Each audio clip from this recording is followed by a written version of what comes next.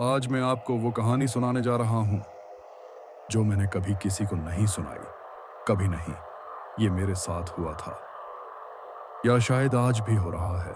मुझे नहीं पता कि आप इस पर यकीन करेंगे या नहीं, लेकिन जो मैंने देखा, जो मैंने महसूस किया, वो मेरे साथ हमेशा रहेगा।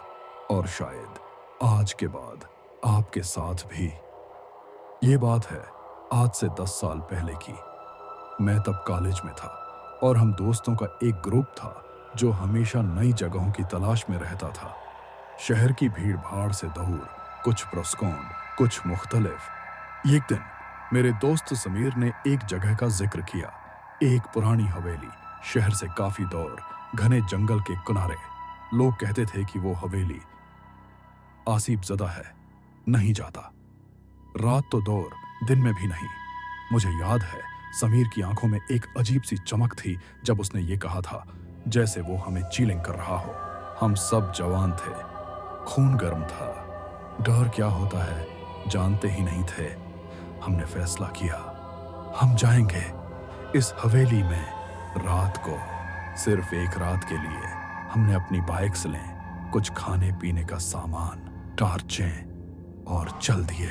अशाम ढल रही थी, आसमान में नारंगी और जामनी रंग घल रहे थे। जैसे जैसे हम शहर से दूर होते गए, सड़कें सुनसान होती गईं। दरख्तों के घने साए में की रोशनी भी कम होने लगी। हवा में एक अजीब सी ठंडक थी, भले ही गर्मी का मौसम था। मुझे याद है मेरे रोंगटे खड़े हो गए थे। एक अजीब सा एहसास, जैसे कोई हमें देख रहा हो। जब हम हवेली पहुंचे तो अंधेरा पूरी तरह से छा चुका था। चांद बादलों के पीछे छिपा था। हवेली दौर से एक बहुत बड़ी काली परछाई जैसी लग रही थी। टूटी हुई दीवारें, बंद खिड़कियां, सब कुछ एक खामोश चीख की तरह था। हवेली के सामने एक बड़ा सा लोहे का गेट था जो जिंक खाकर आधा खुला हुआ था, जैसे वो हमें अंदर आने की दावत दे रहा हो या शायद खबरदार कर रहा हो। जब हम हवेली पहुंचे तो अंधेरा छा चुका था। हवेली एक बहुत बड़ी काली परछाई जैसी लग रही थी और इसका जंग आलोद गेट आधा खुला था, जैसे हमें अंदर आने की दावत दे रहा हो या खबरदार कर रहा हो। दरवाजा धीरे धीरे खुला और अंदर से एक ठंडी सड़ी हुई हवा का झोंका आया, जिसमें मट्टी, पुरानी लकड़ी और कुछ ऐसा था जो मुझे आज तक परेशान करता है। हवेली के अंदर घप अंधेरा और अजीब सी खामोशी थी। हाल में धूल के ज़रात नाच रहे थे और एक पुराना टूटा हुआ झूमर जमीन पर पड़ा था। हम सबकी आंखों में एक सवाल था, क्या हम यहाँ सही कर रहे हैं?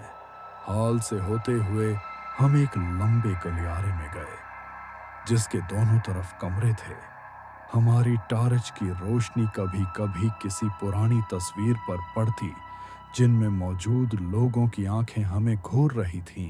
एक बैठक के कमरे में जहां पुरानी मेज और टूटी कुर्सियां थीं, हमें एक धीमी साफ सरगोशी सुनाई दी, कौन हो तुम? जिससे हम सब जम गए, लेकिन कुछ दिखाई नहीं दिया। हवेली के पिछले आंगन में जहां एक पुराना कनवा था, हमें फिर से वही आवाज सुनाई दी, इस बार थोड़ी तेज, तुम यहाँ क्यों आए हो? और हमें महसूस हुआ कि हम अकेले नहीं हैं। ऊपर की मंजिल पर एक बेडरूम में अलमारी के अंदर से हमें दो सुर्ख चमकती हुई आंखें नजर आईं जो हमें घूर रही थीं। इनमें कोई जज्बा नहीं था, सिर्फ एक खालीपन और ठंडक। वो आंखें धीरे धीरे बड़ी हुईं और फिर गायब हो गईं, जिसके बाद हम सब खौफजदा होकर हवेली से बाहर भाग निकले और शहर की रोशनी में आकर ही सांस ली। इस रात के बाद हम में से किसी ने हवेली का जिक्र नहीं किया, लेकिन कुछ दिनों बाद मेरा दोस्त अली बीमार पड़ गया। उसे तेज बुखार था और वो रात को वो आंखें बड़बड़ाता रहता था। एक रात अली अपने घर से गायब हो गया। इसका बस्तर खाली था, खिड़की खुली थी और जमीन पर कुछ निशान थे जैसे कोई इसे घसीट कर ले गया हो। वो कभी नहीं मिला। अली के जाने के बाद हम सब बिखर गए और कुछ महीनों बाद मुझे भी अजीब चीजें महसूस होने लगे। रात को कोई मुझे देख रहा होता और मेरे कमरे में अजीब आवाजें आती थीं। एक रात में सो रहा था जब मुझे वही सरख आंखें अपने ऊपर झुकी हुई महसूस हुई और एक धीमी सरगोशी सुनाई दी। तुमने हमें जगाया है। मैंने उस हवेली के बारे में तहकीक की और पता चला कि वो एक जालिम जमींदार की थी जिसने अपनी बीमार बेटी को एक खफिया कमरे में बंद कर दिया था जहां वो मर गई थी और उसकी आंखें सरख थीं। मैं अकेले हवेली में वापस गया। अलमारी के पीछे खफिया कमरा ढूंढा जहां एक बच्ची का ढांचा पड़ा था। तभी वही बच्ची की रूह मेरे सामने खड़ी हो गई और कहा, तुमने मुझे ढूंढा, तुम भी मुझे परेशान कर रहे हो। मैं हवेली से भागा और तब से कभी वापस नहीं गया।